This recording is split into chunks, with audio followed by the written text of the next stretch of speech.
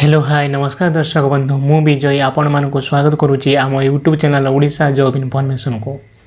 तो दर्शक बंधु आज जो वीडियो टॉपिक रही हूँ पीएम आवास योजना रे मिलवा को जाऊथवा आगामी दिन में लोक मान घर विषय आपण मैंने जानते पीएम आवास योजना जो कि आपण मैंने जानते प्रधानमंत्री आवास योजना रे आगामी दिन में जो मानकर घर ना से घर मिलवा को जो मैंने भी पीएम आवास योजना रे अप्लाई करते आगामी दिन में घर मिलवा जाऊँगी आपण मैंने जानते आपण मानकर पंचायत ऑफिस रे एक लिस्ट मारा सारी आपण मन में किंतु गोटे प्रश्न आसूजे जो मैंने भी अप्लाई करते पीएम आवास आपण गाँव में जिते भी लोग अप्लाई करते समस्त गला से लिस्ट आसी जाइए किंतु समस्त को कौन घर मिल क्यों मानक मिल और कौ मानक मिल ना आज भिडियो टॉपिक से कौ मानक घर मिल और कौ मानक मिल ना आपण मन प्रश्न अच्छी जे समस्त लिस्ट पलि आसी तो आपन को मिल कि तो आज भिडियो को देखु बुझंतु और आपन को मिल कि ना से विषय जानतु।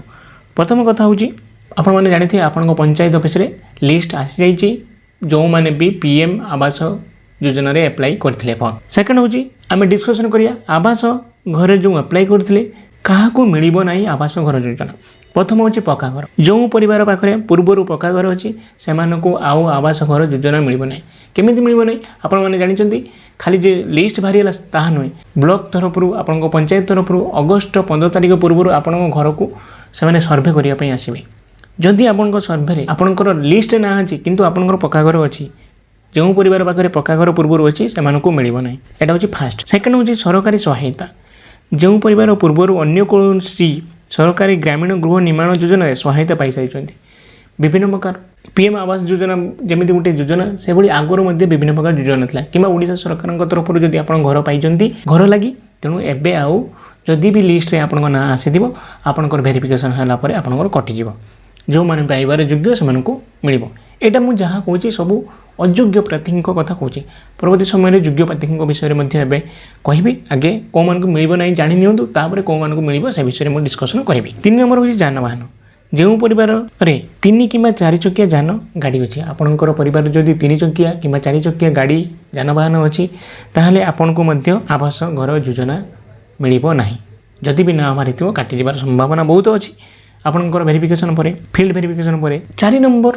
पॉइंट हूँ यांत्रिक उपकरण जो परिवार कृषि कार्यपाई 3 कि 4 चकिया यांत्रिक उपकरण रही जपरिक ट्रैक्टर ये जदि आपंकर अच्छी ताहले आपन को सरकारी योजना जो आसुवा घर आपन को मिल न पारे आपंकर वेरिफिकेशन कलापर आपंकर कटिबार संभावना बहुत चांस अच्छी। 5 नंबर हूँ किसान क्रेडिट कार्ड बा केसीसी जो परिवार किसान क्रेडिट कार्ड सीमा 50,000 टंका किंबा ताठू अधिक अच्छी जदि आपण पाखे किसान क्रेडिट कार्ड अच्छी और से ही कार्डर लिमिट जदि आप 50,000 अधिक अच्छी आपन को पीएम आवास योजना रे मिलवा जाऊँ घर जदि आप अप्लाई करेंगे कटिजार संभावना रोचे और कटिज।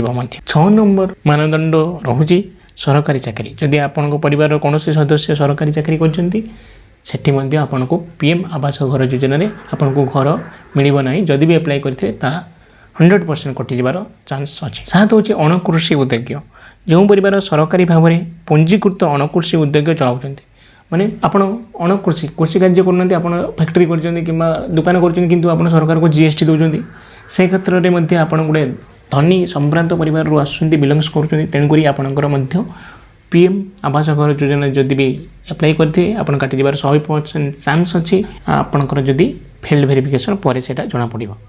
8 नंबर हूँ मासिक आय जदि कौन परिवार कौन सदस्य मासिक 15,000 टंकार अधिक आय कर ना जदि घर आसी सहीटा वेरिफिकेशन पर काटिजार चांस रोचे। देन आयकर इनकम टैक्स जो परिवार इनकम टैक्स सरकार को इनकम टैक्स दौरान ताहले इनकम बहुत अधिक अच्छे तेणुक धनी और संभ्रांत परिवार आसुँच पीएम आवास घर योजना पाइबापी अयोग्य अटंती से जदि आसी ना से पंचायत ऑफिस जो लिस्ट अच्छी से भी काटिबार बहुत चांस अच्छी। देन 10 हूँ वृत्तिकर प्रोफेशनल टैक्स जो परिवार वृत्तिकर दाखल करते प्रोफेशनल टैक्स दौरान से घर मिल ना। 11 नंबर पॉइंट हूँ जमी मालिकाना जो परिवार नाम 2.5 एकर अधिक जलसेचित जमी अच्छी माने इरिगेटेड जलसेचित जमी अच्छी और 2.5 एकर अधिक अच्छी से मिल ना 5 एकर ରୁ ଅଧିକ କ'ଣ ନନ୍ ଇରିଗେଟେଡ୍ ମାନେ ଅଣ ଜଳସେଚିତ ଜମି। ଅଣ ଜଳସେଚିତ ଜମି କେତେ 5 एकरରୁ ଅଧିକ ଏବଂ 2.5 ଏକର କେତେ ଜଳସେଚିତ ଜମି ଯଦି ଅଛି ଆପଣଙ୍କର ମଧ୍ୟ PM ଆବାସ ଘର ଯୋଜନାରେ ଯେଉଁ ଲିଷ୍ଟ ନାଁ ଯଦି ଆସିଥିବ ତ କାଟିଯିବ। ଆମେ ଏବେ ଡିସ୍କସନ୍ କଲୁ କେଉଁମାନେ ପାଇବେ ନାହିଁ। 11ଟା ଅଯୋଗ୍ୟ ପ୍ରାର୍ଥୀ ପାଇଁ ଯେଉଁ ନିୟମ ଥିଲା ସେୟା ଡିସ୍କସନ୍ କଲୁ। ଏବେ ଡିସ୍କସନ୍ କରିବା କେଉଁମାନେ ପାଇବେ ଯୋଗ୍ୟ ପ୍ରାର୍ଥୀ କେଉଁମାନେ। ଫାର୍ଷ୍ଟ ହେଉଛି କଚ୍ଚା ଘରେ ରହୁଥିବା ପରିବାର। ଯେଉଁ ପରିବାର ସମ୍ପୂର୍ଣ୍ଣ କଚ୍ଚା ଏବଂ କାନ୍ଥ କଚ୍ଚା ଛାତ ତଳେ ବସବାସ କରୁଛନ୍ତି ଗରିବ ଲୋକ ସେମାନଙ୍କୁ ମିଳିବା 100% ଚାନ୍ସ। ସେମାନଙ୍କର ଯଦି ଆପ୍ଲାଏ କରିଥିବେ ଫାର୍ଷ୍ଟ ଅଫ୍ ଅଲ୍ କଥା ହେଉଛି ଆପ୍ଲାଏ କରିଥିବା ଦରକାର ଏବଂ ଆପ୍ଲାଏ କରିଥିଲେ ତ ନାଁ ତ ନିଶ୍ଚୟ ଆସିଥିବ ସଠିକ୍ ଭାବରେ ଆପ୍ଲାଏ କରିଥିବା ଦରକାର। ଯଦି ଆସିଛି ତାହେଲେ ଆପଣଙ୍କୁ କୌଣସି ଭାବିବାର ନାହିଁ ଆପଣଙ୍କୁ ଘର ମିଳିବ ଏବେ ଯେଉଁ ନାଁ ଲିଷ୍ଟରେ ନାଁ ଆସିଛି।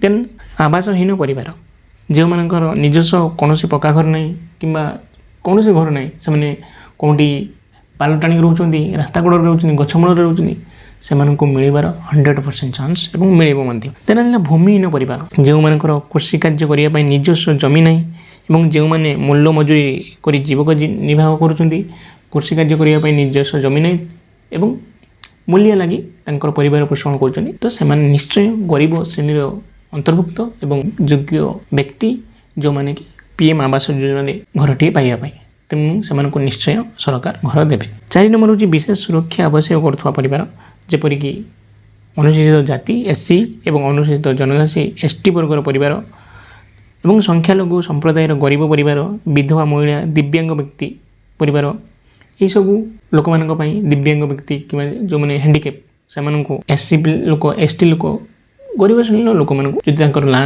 ଆସିଛି ତାହେଲେ ସେମାନଙ୍କୁ PM ଆବାସ ଘର ଯୋଜନାରେ ଘରଟିଏ ମିଳିବ।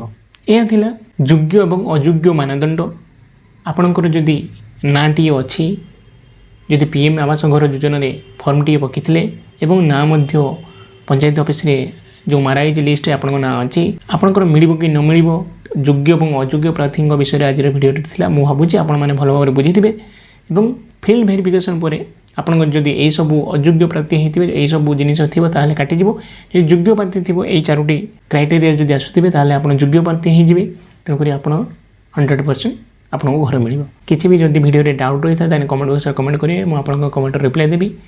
ଏଥିସହିତ ଆଜିର ଭିଡ଼ିଓଟିକୁ ଆମେ ଏଇଠି ଏଣ୍ଡ କରୁଛୁ। ପୁଣି ଦେଖା ହେବ ନେକ୍ସଟ ଭିଡ଼ିଓରେ। ରହୁଛି ଧନ୍ୟବାଦ ଥ୍ୟାଙ୍କ ୟୁ ଜୟ ଜଗନ୍ନାଥ।